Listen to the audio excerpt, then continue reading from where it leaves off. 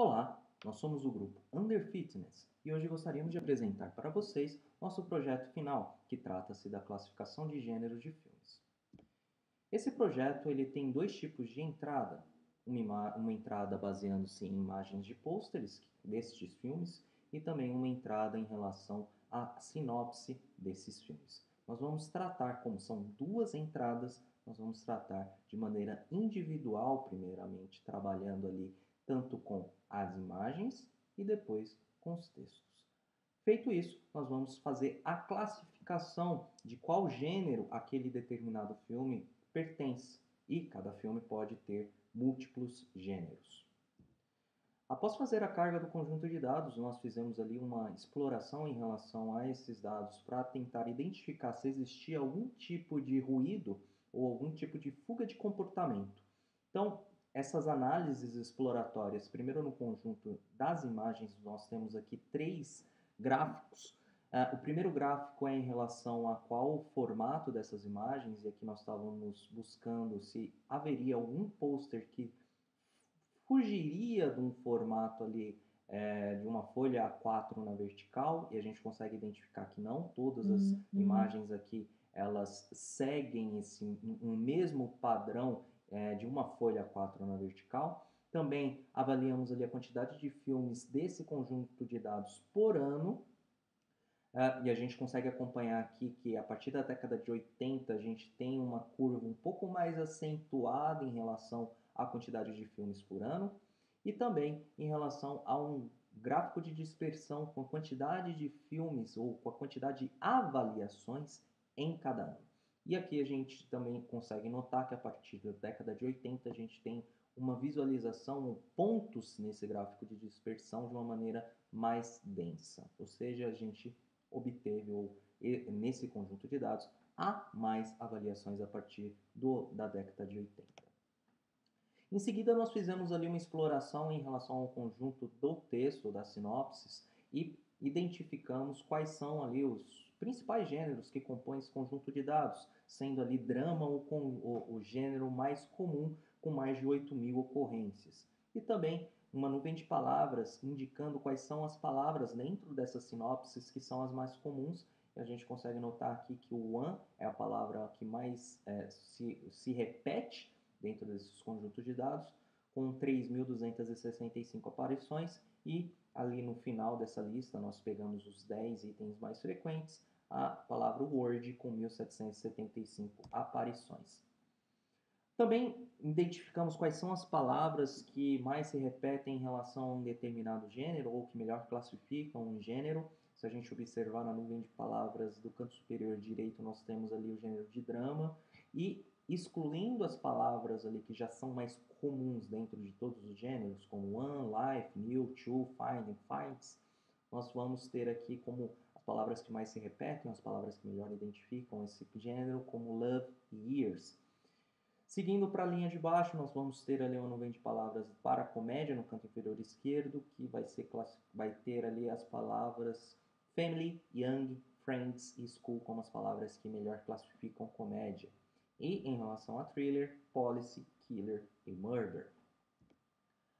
A partir disso, nós fizemos ali também alguns ajustes no conjunto nos conjuntos que nós estávamos trabalhando para preparar esses conjuntos para as análises que nós íamos desenvolver aqui. Em relação ao conjunto de texto, o primeiro ponto foi a retirada do gênero adulto, tanto dos conjuntos de testes de validação, porque como a imagem aqui ilustra, não existe o gênero adulto no conjunto de treinamento. Além disso, fizemos ali a normalização do texto, removendo stop words, fazendo a tokenização e também a lementização no conjunto no modelo de baseline. Já para a imagem, nós também removemos ali o gênero de adulto, uma vez que ele não existe no conjunto de treinamento. Convertemos esse pôster, essas imagens, para um formato quadricular de 256 por 256, e também fizemos a regularização da imagem ali no momento em que essa imagem é carregada no modelo de rede neural que nós estamos trabalhando. Feito isso, nós atingimos ou construímos um baseline que nos trouxe como valor nós construímos um baseline de um one versus wrist com o classificador SVC, E ele nos trouxe como resultado no conjunto de treinamento um F1 Score Weighted de 0.785 e um Hamming Loss de 0.0490. Já sobre o conjunto de validação, essa rede de baseline ela trouxe para nós um F1 Score Weighted de 0.593 e um Hamming Loss de 0.091. Feito isso, a partir desse baseline, nós desenvolvemos ali outras explorações para conseguir melhorar esses resultados e a melhor rede ou a melhor abordagem que nós identificamos foi a utilização de Transformer, e aqui o Transformer que nós trabalhamos foi o de Stilbert, que é uma variante do BERT e nos oferta ali um poder um tempo de processamento menor se comparado com o BERT original. E durante o processo de treinamento nós obtivemos ali um Binary Cross Entropy na última época de 0.02. Aplicando esse modelo treinado sobre o conjunto de validação, nós obtivemos um F1 Score Weighted de 0.647 e um Hamming Loss de 0.064. Já para o conjunto das imagens, já para abordagem com os pôsteres, nós montamos como baseline uma VGG19 e a VGG19 nos trouxe ali um loss no conjunto de treino após 30 épocas de treinamento de 0.24, um F1 Score Weighted de 0.193. Já para o conjunto de validação, o loss foi também de 0.24, como no conjunto de treino, e o F1 Score foi de 0.191 no conjunto de validação. Feito isso, nós exploramos também outras redes e a rede que obteve ali os melhores resultados, a melhor performance, foi a ResNet 152, que obteve um loss no conjunto de treinamento de 0.265 e um F1 Score Weighted de 0.279.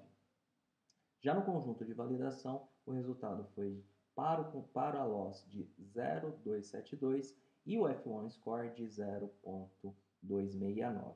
Feito isso, nós combinamos esses modelos utilizando uma Random Forest de profundidade 10 e chegamos a um F1 Score Weighted no conjunto de validação de 0.6007 e no conjunto de teste de 0.605. Com isso, a gente chegou a esses resultados e gostaria de agradecer a vocês pelo seu tempo.